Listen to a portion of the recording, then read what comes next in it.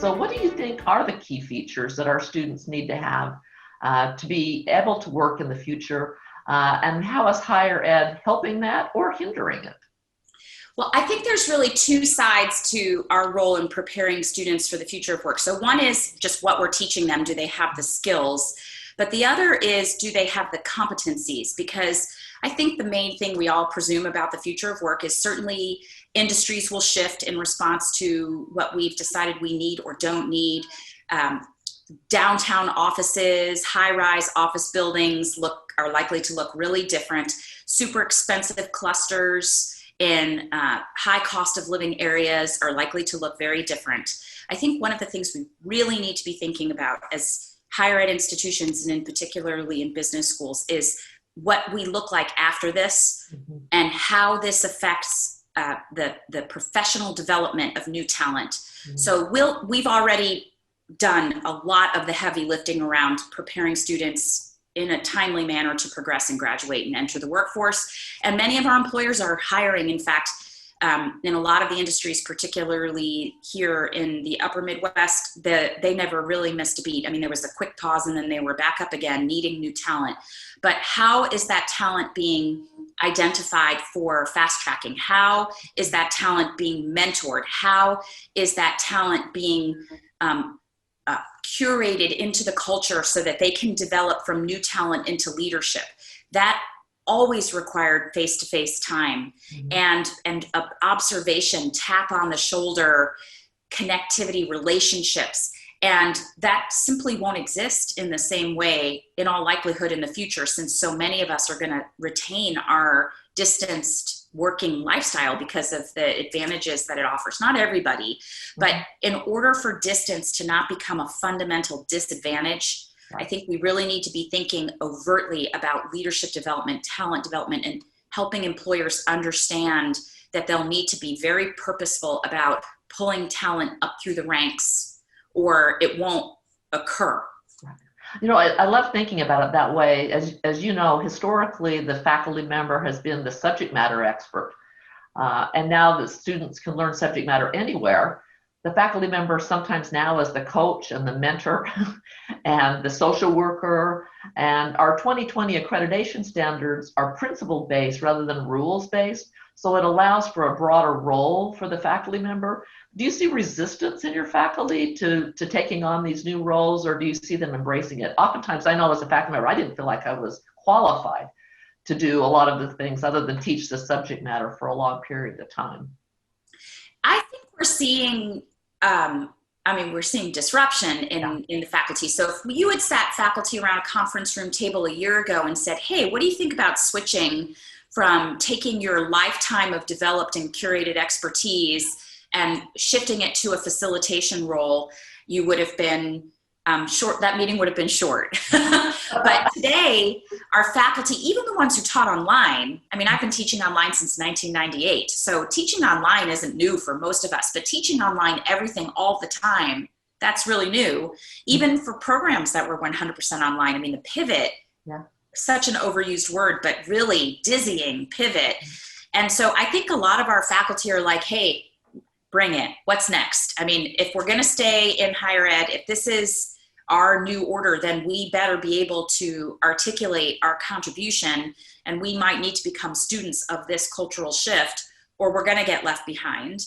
And I think there will always be a place for deep expertise.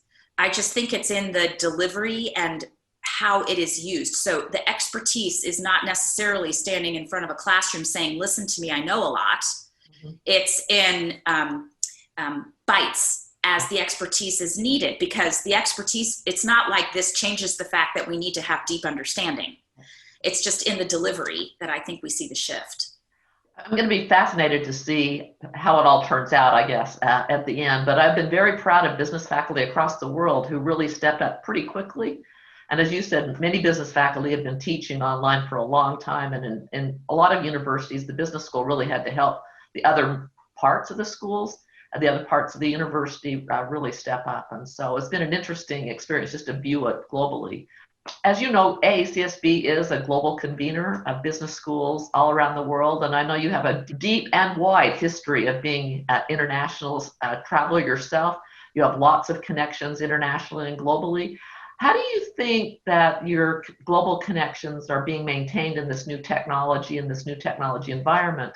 Has it been harder? Has it been easier? And what do you see for the future of global connections for you as an individual, as well as for business school faculty in general? It's been both harder and easier. I mean, it's harder in the sense that we can't be together personally. It's easier in the sense that you can get people on a Zoom meeting and nobody seems to mind when that's the suggested medium, right? So, I mean, other than our collective Zoom fatigue. But so I have been in the projects that we were actively working on at the time that everything shut down, we've been able to maintain those conversations. But I'm assuming that our inability to get together in person will eventually affect how we are able to close different arrangements, partnerships, exchanges, etc. I worry a lot for our students. As you say, I've been taking students overseas basically my entire career and very actively engaged in international research teams and international service projects that I think are fundamentally mission-bound, core component of the mission of a higher ed institution to expose students so that they can have cross-cultural competency. If anything, Zoom and distance makes us flatter.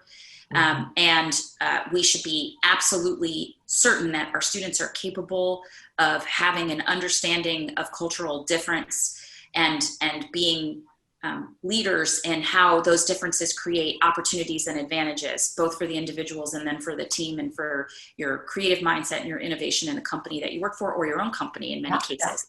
Students are not going to be able to study abroad in normal ways for a while. Things are going to open back up again, but I think it'll be a while before people are comfortable just popping over to a new place. There's this anchor that we feel from the pandemic and wanting to be close to home.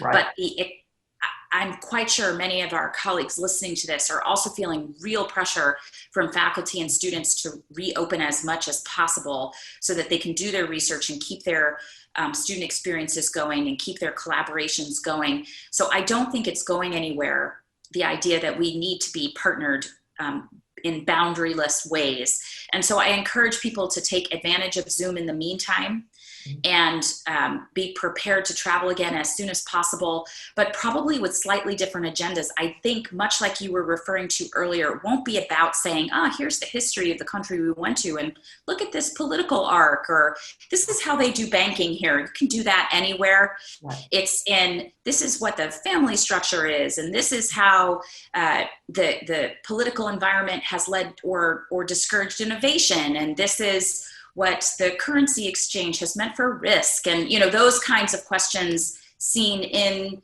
the face-to-face experience more so than the needing to be in country to develop expertise. I can't wait to travel again. So I thought that I really wanted to not travel, but now I'm tired of not traveling. So I'm glad to hear other people are ready to travel again as well.